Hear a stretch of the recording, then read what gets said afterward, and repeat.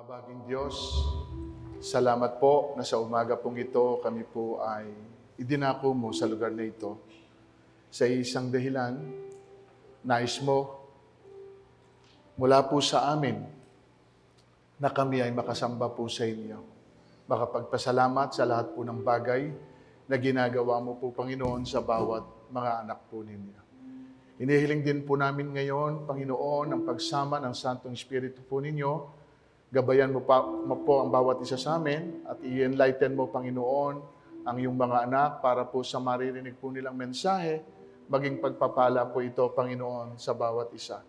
Maging gabay and encouragement, Panginoon, sa mga anak mo na meron pong mga dinadala, meron pong mga tinitiis, Panginoon, may mga kahirapan, Panginoon o God, na kanilang pinagdadaanan. Dalangin ko po, Diyos, ng mensaheng ito ay makatulong po sa kanila na kahit papano maibsan sa kanilang puso kung ano man po yung mga bagay na nagpapahirap sa kanilang kalooban. Muli, salamat po, Panginoon, sa iyo namin intras ang lahat ng bagay. Sa mga kapatid po namin na hindi po nakarating sa oras pong ito, anuman ang kanilang dahilan, inaalala po namin sila na nawa nasa maayos po silang kalagayan. Kayo po, Panginoon, ang patuloy na mag-ingat sa bawat isa po sa kanila, saan man silang dakot naroroon sa mga sandaling ito. Muli sa iyo, papurit parangal, ito po aming samot dalangin sa pangalan po ng aming Panginoong Hesus. At ang lahat ng anak ng Diyos ay magsabi ng Amen and Amen. Praise the Lord. Okay, sino po ba, mga kapatid, ang walang tiisin? Sino po ang walang tinitiis sa buhay? Lahat po tayo siguro, meron tayong mga tinitiis, kanya-kanya nga lamang. Amen po ba, mga kapatid? May tinitiis po tayo sa ating mga sarili, sa ating pong mga pamilya, sa ating pong kapwa-tao, at minsan sa ating pagiging Kristiyanong mga kapatid, may tinitiis pa rin tayo. Ang tanong na lang dito, hanggang kailan ito? At bakit kailangan ako at bakit kailangan pong tayo? Yun po ba talaga ay dahilan, mga kapatid? Kaya po yung iba ay, kung makikita ninyo, sumuko na dahil hindi na po nila kinaya, yung pong kanilang tinitiis. Ano po ba ito? Bahagi po ba ito ng buhay po natin o talagang tayo lang ang pinahihirapan? Alam nyo, minsan mga kapatid, para daw masabi mo na naging matibay ka dahil may pinagdaanan ka. Tama po ba? Masasabi mo lang daw na matiisin ka dahil may tinitiis ka. Masasabi mo rin sa sarili mo, nakakayanin ko ito dahil kung si Kristo ay nagtiis para sa akin, dahil din kay Kristo, kakayanin ko rin ito. Amen? So, ang message po natin ngayon ay pinamagatan ko pong konting tiis lang. Konting tiis lang. Sabihin mo nga sa katabi mo, konting tiis lang. Kaya mo yan. Kasi kailangan po, mga kapatid, ay meron pong samaw na nagbibigay sa atin ng encouragement. No? Kasi minsan po, lumalakas din ang loob natin kapag meron po tayong naririnig mula po sa mga kapatid natin o kanino man na nagmamalasakit sa atin na nakakaunawa dun sa kalagayan po natin. Tama po ba? At yung pong salita na yon somehow ay nagbubus sa atin po para po tayo ay magpatuloy. At hindi po agad sumuko dun sa mga pwede pong nangyayari po sa atin. Tingnan po natin yung teksto sa 1 Peter chapter 2:21. Ang sabi po sa English, after all, God chose you to suffer as you follow in the footsteps of Christ, who set an example by suffering for you. Put it in Tagalog. Ang pagtitiis ng hirap ay bahagi ng pagkakahirang sa inyo ng Diyos. Sapagkat nang si Kristo ay magtiis para sa inyo, binigyan niya kayo ng halimbawa na dapat tularan. So dito, mga kapatid, ipinaalam sa atin ng Panginoon, ito'y bahagi ng pagkakatawag sa atin, bahagi ng pagkakahirang sa atin. And if this is part ng buhay po natin, mga kapatid, don't be surprised. Wag po tayong mabibigla, wag po tayong parang hindi natin alam na, uy, darating pala ito. kundi bahagi po pala ito ng atin pong buhay. Kasama po siya talaga. Amen. Ang kailangan na lang po dito sa atin ay magkaroon daw po tayo ng patience and endurance. Iyon po yung ina-expect ng Panginoon sa atin doon sa mga bagay na pagdadaanan po natin. But let me tell you this, mga kapatid. Don't worry. Sapagkat sinasabi dito, hindi siya forever. Kaya nga yung title po natin, konting tiis lang. Amen. Dahil po sa lahat ng bagay ay meron pong katapusan. Minsan tinitingnan po tayo dito ng Panginoon sa bagay na ito kung paano natin kayang mapagtiisan ang anuman daw pwede nating maranasan sa buhay. At diyan tayo minsan niya sinusubukan. Parang sinasabi po niya sa atin, mga kapatid, kaya mo pa ba o hindi na? Magpapatuloy ka ba o hihinto ka na? Eh sabi po ng binasa po natin yan, si Kristo ay nagtiis para sa inyo. Nag-iwan siya ng halimbawa na dapat nating tularan. At isa rin po ito, mga kapatid, take note ha, isa rin po ito kasi sa nagpapatibay sa atin. Kung lagi po nating tinitingnan kung ano yung tiniis ni Kristo para po sa atin. Amen. Dito po kasi, malinaw po sa iyo at sa akin na yung tiniis ni Kristo ay para po sa atin. Amen? Tayo po ang dahilan. You get me? Tayo ang dahilan. Pero alam nyo ba, mga kapatid, na meron po tayong tiisin sa buhay at tinitiis for now na hindi naman dahil kay Kristo. Amen? Minsan may tinitiis ka dahil tayo rin ang gumawa nito sa sarili natin or even yung ibang tao na nagsanhi nito. Pero hindi ho lahat ng pinagtitiisan natin ngayon ay masasabi natin, nagtitiis ako dahil sa pagsunod ko kay Kristo. Nagtitiis ako ngayon, alam mo, dahil gusto ko na malugod si Kristo sa buhay ko. Not all the time na mayroon po tayong pinagdadaanan because of Him. Pero malinaw po sa atin ng lahat ng paghihirap at pagtitiis ni Kristo, iisang dahilan at yun po ay tayo. Amen. At ito po, mga kapatid, ang pwedeng mag-motivate po sa atin. For us to go on. Kung ano man yung atin pong tinitiis ngayon, pag malinaw sa iyo, na si Kristo ay may tiniis din para sa iyo, pwede mong sabihin sa sarili mo, Lord, nag-iwan ka sa akin ng halimbawa na dapat kong sundan, dapat kong tularan. Alam ko sa tulong mo, kakayanin ko rin ito. Amen, mga kapatid.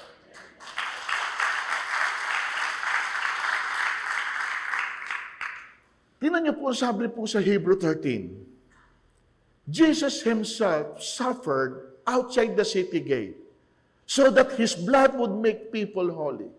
That's why we should go outside the camp to Jesus and share His disgrace. Tingnan natin sa Tagalog. Tingnan nyo. Tagalog, kapatid. Gayon din naman. Tingnan nyo po, unawahan nyo ito.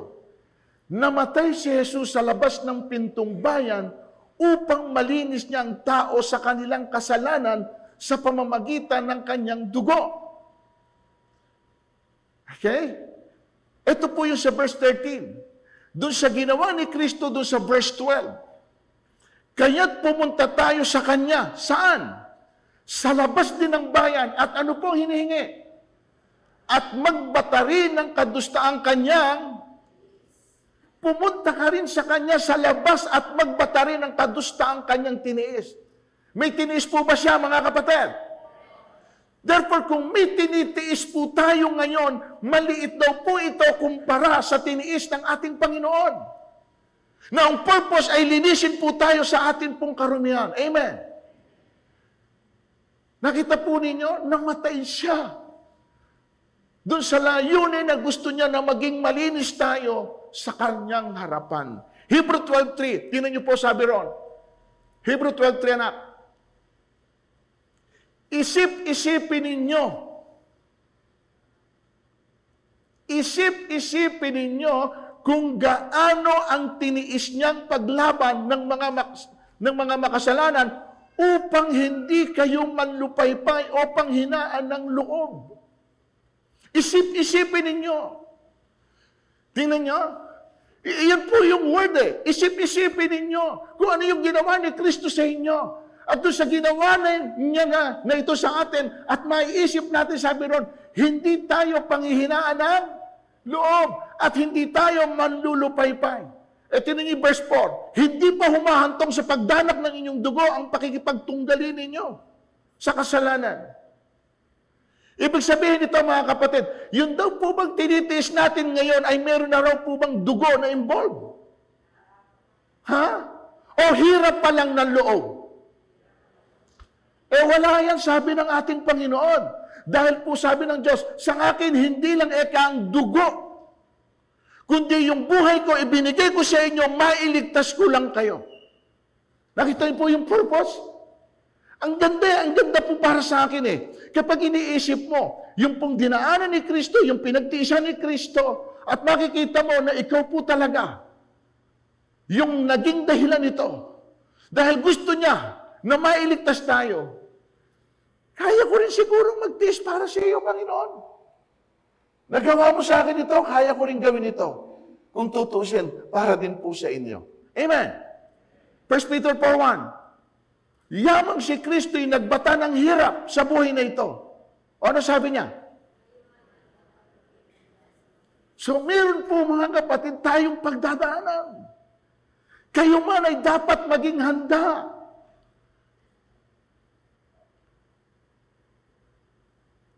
Pinaghahandaan pala eh. Bakit? Kasi kapag hindi natin ito pinaghandaan, at bigla po itong dumating sa buhay po natin, yun nga po, minsan kapag nabigla tayo at hindi po natin kinaya, doon na po tayo ngayon bumibigay. Amen. Sapagkat ang nagtitiis ng hirap sa buhay na ito ay tumatalikod sa pagkakasala. Ang itanong na lang natin sa sarili natin ngayon mga kapatid, bakit nga ba may tiisin? Dahil lang babahagi ito ng pagkakatawag niya sa atin o meron po siyang ibang dahilan kung kaya meron tayong tinitiis at dapat pagtiisan. Kasi kailangan makita po natin yung purpose. Hindi po gusto ng Panginoon na nagtiis ka lang for nothing. Nagtitiis ka na wala naman palang meaning itong pinagtitiisan mo. Amen po ba? Pero ito po pala ang dahilan kung bakit minsan inaalaw din ng Panginoon na meron po tayong pagdaanan. At hindi po niya sinasaway minsan yung nagsasanin nito sa buhay po natin sapagkat malaki palang bahagi nito ay meron po siyang gusto na makita sa buhay po natin. Amen? Tingnan niyo po ito. Ito yung unang puntos natin. Para maging karapat dapat po tayo sa kanyang kaharian. Nakita niyo purpose? Grabe! Para daw tayo maging karapat-dapat sa kanyang kaharian. So, ibig sabihin, mga kapatid, yung palang tinitiis natin, lalo na't may kaugnayan kay Kristo, sa gawain ni Kristo, hindi pala yun nawawalan ng kabuluhan. Meron palang lahat siyang dahilan kung bakit inaalaw nga ng Panginoon na pwede nating maranasan. Sapagkat yun pala, tinitingnan din pala ng Panginoon na yun pala ay karapat-dapat na mangyari sa atin dahil sa kanyang kaharian. Tingnan natin yung teksto. Ipinagmamalaki namin kayo sa lahat ng kaanib sa iglesia ng Diyos dahil sa inyong pananampalataya at pagtitiis sa kabila ng mga pag-uusig at mga kahirapang dinaranas ninyo. Ito ang katunayan ng makatarungan ng hatol ng Diyos na kayo'y aariing karapat-dapat sa kanyang kaharian na siyang dahilan ng inyong pagtitiis. So paano to tayo magiging karapat-dapat sa kanyang kaharian? Dahil sa ating pagtitiis. Amen.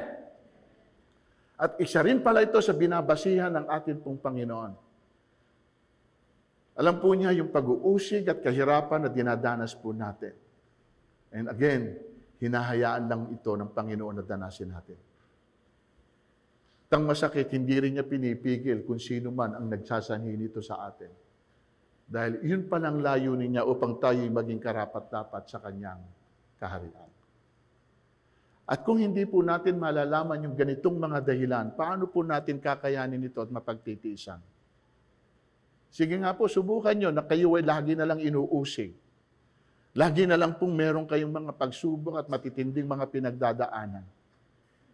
Ang kahirapan po dito, mga kapatid, ay hindi po tumutukoy lang po sa pinansyal na aspeto ng buhay. Amen. Yung kahirapan po dito, pwedeng kahirapan po ng isip sa mga nangyayari. Kahirapan po ng loob sa mga binabato sa iyo. Kahirapan ng damdamin sa mga nararanasan mo, na isa itong uri ng pag-uusig. Pero ngayon, mga kapatid, dahil malinaw na sa atin ang dahilan, at kung may tinitiis ka man ngayon, okay lang daw. Kakayanin mo yan dahil yan daw ang maghahatid sa iyo sa kanyang kaharian. Pag malinaw po sa iyo yung dulo, kasi huwag mong titingnan ngayon yung nangyayari sa harapan mo. Lalo na't kung nakikita mo nga na yung pala ay kasama sa proseso ng paghahanda sa iyo ng Diyos para po doon sa pupuntahan mo. Kaya lang mga kapatid, kung lagi pong dito tayo nakatingin, baka masiraan po tayo ng loob sa mga pinagdadaanan po natin at hindi na po tayo magpatuloy pa doon sa maganda na layunin ng Diyos na dapat po ay marating po natin. Sa Roma chapter 8, tingnan niyo po, I consider that what we suffer at this present time cannot be compared at all with the glory that is going to be revealed to us. Tagalog, para sa akin, ang mga pagtitiis natin sa kasalukuyan ay hindi maihahambing sa kaluwalhatiang mahahayag sa atin balang araw. Nothing in compare. Yun daw pong tinitiis mo ngayon, ay wala po yan kumpara sa mga bagay daw na gagawin ng Diyos at ihahayag ng Diyos sa mga huling araw at panahon. So kaya doon po tayo mag-dwell. Huwag po yung tinitiis natin ngayon. Ulitin ko, hindi kayo dapat nga mabigla kasi bahagi po ng pagkakatawag sa atin ng Diyos. Part ng buhay. Amen. Kasi hindi ho normal na tao, yung wala ho kayong tinitiis eh. Sino po rito ang hanggang ngayon ay hindi po nakaranas ng may tinitiis?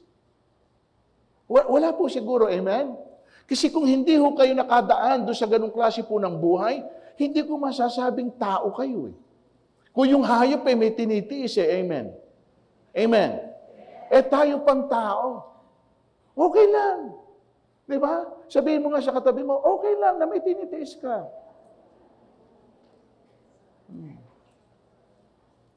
Bahagi yan ng buhay. Eh sa totoo lang, sa mga mag-asawa, kung hindi rin kayo matiisin sa isa't isa, baka hindi na kayo magkasama eh. Di ba? Di ba mga kapatid? Regalo rin ng Diyos yung pagiging matiisin. Amen? Yung natitiis mo ang lahat ng bagay. Yung kahit minsan hirap na ang loob mo, pero kaya mo pa rin mapagtiisan. Gift po yun ng Panginoon. At napakasarap pala mga kapatid na meron po tayong ganong klase ng karakter. Yung matiisin.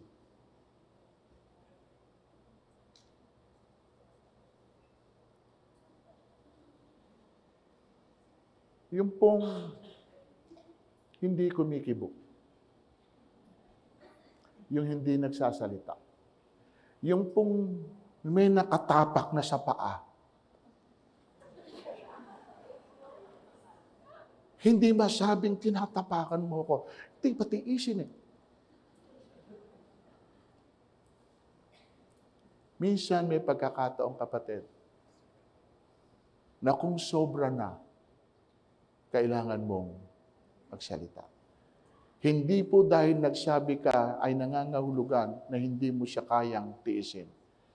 Pero kapag maaabuso ka at matetake advantage dahil po dun sa klase ng karakter mo na yon, na sobra kang matiisin, ito po ay hindi na rin po maganda. Amen? So, kaya tinan niyo mga kapatid, ang sinabi po niya sa 21 verse 4. Tinan niyo po ito, para makita po ninyo, walang forever. Ayan. He will wipe all tears from their eyes, and there will be no more death, suffering, crying, or pain. These things of the past are gone forever. Yung hinighlight ko lang po doon ay yung pula. Ito po gusto kong basahin natin yung lahat ng pula. There will be no more suffering. Nakita nyo? There will be no more suffering. Tagalogin natin. At papahirin niya ang bawat luha sa kanilang mga mata. Wala nang dalamhati, pagtangis at sapagkat lumipas na ang lahat ng, sabi ron, wala na, lumipas na. Anong tawag doon? Forever, hindi. Hindi po siya forever, amen? Lumipas na, wala na. Hindi siya forever. May katapusan din po ang ating mga tiisin at mga O, sabihin mo sa katabi mo, matatapos din ang tinitiis ko sa iyo. Sabihin mo. Amen? Matatapos din yung paghihirap ko sa iyo. Ang mahalaga lang po dito, mga kapatid, may tinitiis ka man, ang reward nito ay yung ibilang niya tayong karapat-dapat sa kanyang kaharian. Amen? Palakpakan nga natin ang Panginoon doon. Yun ang maganda doon. Doon tayo tumingin, mga kapatid. Malalagpasan natin yan. Kakayanin natin yan. 2 Corinthians 1:5, sabi po ni Pablo, ito po, for as we share abundantly in Christ's suffering, so through Christ we share abundantly in comfort too. Sa Tagalog, kung gaano raw karami ang tiising dinaranas namin sa pakikipag-isa kay Kristo, gayon din ang kaaliwang tinatamo namin mula saan? O ayaw po rito, puro tiisin lang ba? Hindi. Kung gaano man daw ang dami ng iyong tinitiis, ganun din karami ang kaaliwan na gagawin ni Kristo para sa atin. Amen? Well compensated. Yun ang napakaganda, mga kapatid. Di ba? Hindi po hayaan ng Panginoon na lagi na lang puro pagtitiis at wala kang mararamdamang kaaliwan. At kung yung pagtitiis mo ay nang dahil kay Kristo, si Kristo rin daw ang aaliw sa iyo. Amen? Yun ang pinakamaganda ron. Bagamat mahirap, masakit, pero kung inaaliw niya tayo, makakalimutan natin yung lahat ng tiniis natin at pinagtitiisan po natin. Yun ang maganda po ron. Hallelujah. So, pangalawa, sa pagtitiis natin pala, tatamuhin natin ang buhay na walang, kita nyo, kanina, aariin tayong karapat-dapat sa kanyang kaharian. Bahagi pala yon. Okay, hindi ko ngayon ma-question, paano yung walang pinagtiisan? Yung walang mga tinitiis, dahil hindi ba karapat-dapat? Hindi ko kayang sagutin yan. Pero ang sinasabi natin ngayon dito, malinaw na pinaabot sa atin ng Panginoon yung mga taong ito na may tiniis. Alang-alang sa pagsunod sa akin, alang-alang sa akin, ay karapat-dapat sila sa kaharian ng Diyos. And not only that, ang sabi niya rito, sa pagtitiis nyo, tatamuhin nyo ang buhay na walang hanggan. Tingnan natin teksto. Sa inyong pagtitiis ay tatamuhin ninyo ang buhay na walang. So akala po kasi ng iba, mga kapatid, madali lang ang maligtas. Madali lang ang maglingkod. Madali lang ang magkamit ng buhay na walang hanggan. Ngayon, ito po sa pinag-uusapan natin. Madali ba?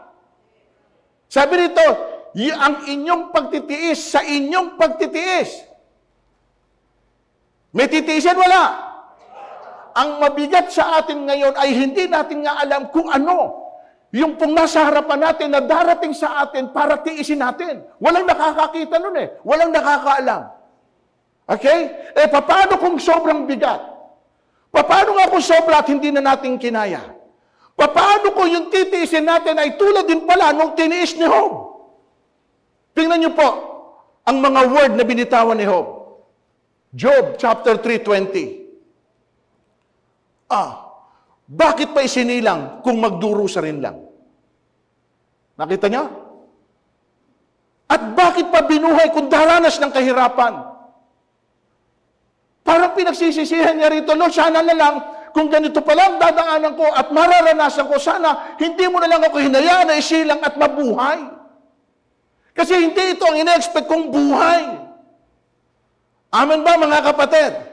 Tingnan niyo, lahat tayo, bagamat tayong lahat ay sinilang sa mundong ito, lahat ba tayo pare-parehas ng dinadaanan at pinagtitiisan?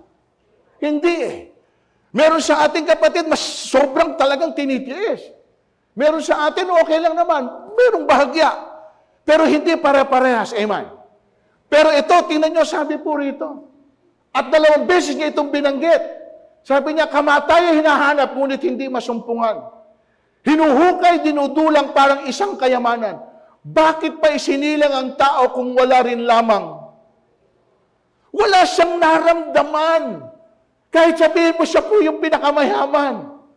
Siya yung nasa kanya ang lahat ng bagay.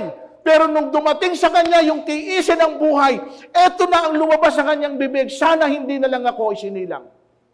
Sana hindi na lang ako nabuhay. Tuloy natin ang basa. Bagkus hirap kabila-bilang nararanasan.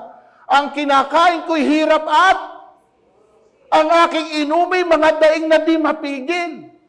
Pagkat ang iniiwasan ko ang siyang. At dumating sa buhay ko'y ayaw kong sapitin. Hindi ako matahimik at hindi mapalagay. Di rin makatulog kahit na sandali lang. Can you imagine? Hindi ito ang ina-expect ko na maranasan sa buhay. So, ang ibig sabihin, mga kapatid, hindi tayo ang may kontrol noon. May mga pangyayari na darating sa buhay natin na ilalagay tayo ng Panginoon sa ganong sitwasyon sapagkat gusto nga ng Panginoon makita kung karapat-dapat tayo dun sa kanyang kaharian at sa buhay na walang hanggan. Ang hirap nun.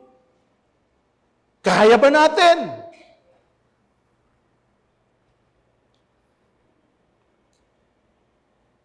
So tingin nyo, hahayaan tayo ng Panginoon sa ganon? Hindi naman siguro, amen? Hindi papahintulot ito sa atin ng Panginoon, lalo na't alam niya na hindi natin kakayanin. Pero po ngayon, ang tingnan na lang natin ay yung kapalit ng tinitiis natin. Isipin mo yung buhay na walang hanggan. May higit pa ba rito? May katumbas ba na paghihirap na tinitiis mo? Hindi ho natin kayang tumbasan yung buhay na walang hanggan na ito. Amen? Bakit? Sapagkat hindi po lahat ng tao ay magkakaroon nito. Sino lamang magkakaroon nito? Yung lamang mga nagtiis dahil sa pagsunod nila sa kalooban ni Kristo, yung mga nagtiis para bigyan ng karangalan si Kristo, yung nagtiis dahil gusto nilang tularan yung halimbawa ni Kristo. Pero kung, lapit na po ako, bilis, yung pagtitiis natin at pagdurusan natin ay kagagawa ng dyablo o ng mga taong ginamit din ng dyablo, huwag daw po kayong mag-alala. Sapagkat may sinabi rin po ang Diyos tungkol dito. At iyan ang pangatlo nating puntos, mga kapatid. Pahihirapan ng Diyos ang sinumang nagpahirap sa inyo. Akala po natin, mga kapatid, ay hahayaan lang ng Diyos. Lalo na't kung yung tinitiis mo ay hindi ang Diyos ang nagsanhi. Kundi ito'y kagagawa ng kaaway at yung mga tao na nagpagamit sa kaaway, kaya meron kang ngayong dinadala, meron kang kahirapan, meron kang pinagtitiisan, pero lahat ng yung tinitiis mo at hindi ka gumagawa ng kahit na ano, ang sabi ng Panginoon na, eto, ang word ko sa iyo, pahihirapan ko ang sinumang nagpapahirap sa iyo. Ano maganda ron? Yung hindi mo kayang gawin para sa sarili mo, ang Diyos ang gagawa nito para sa iyo. Amen. Hindi ho, mga kapatid, tumatahimik lang ang Diyos at parang hindi kumikibo. At parang sinasabi mo sa sarili mo, Lord, parang wala kayong pakialam sa nangyayari sa akin. No. Lahat ng iyan, alam ng Diyos. Lahat ng iyan, kontrolado ng Diyos. Matuto ka lang magtiis at maghintay sapagkat merong isang Diyos na kapag nakita niya na sobra na ang pwedeng paghihirap at pagtitiis mo na ginagawa rin ng iba para sa iyo, gaganti na ang Diyos. O basahin natin teksto. Gagawin ng Diyos ang nararapat. Tiyak na pahihirapan niya ang mga nagpapahirap sa inyo. Kayo namang mga nagtiis ay aaliwin niyang kasama namin pagbabalik ng Panginoong Hesus mula sa langit, kasama ang makapangyarihang niyang mga anghel. So mga kapatid, siguro pwede na rin tayo ngayong pumayapa at pumanatag. Kung meron man tayong ngayong pinagdadaanan, sanhin ng iba, o kagagawa ng kaaway, huwag po kayong mag-alala. Pahihirapan din sila ng atin pong Panginoon. Dahil makatarungan ng Diyos, mga kapatid. Amen? Makatarungan ang Diyos. So sabihin mo sa katabi mo, kaya huwag mo na kong pahirapan.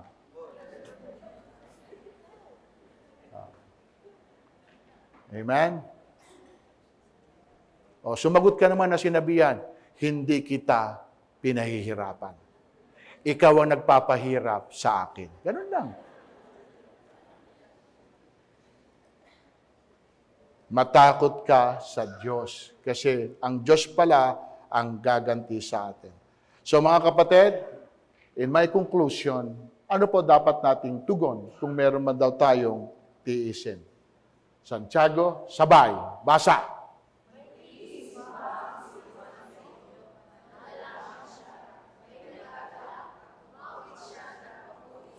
Yan ang dapat ninyong maging attitude.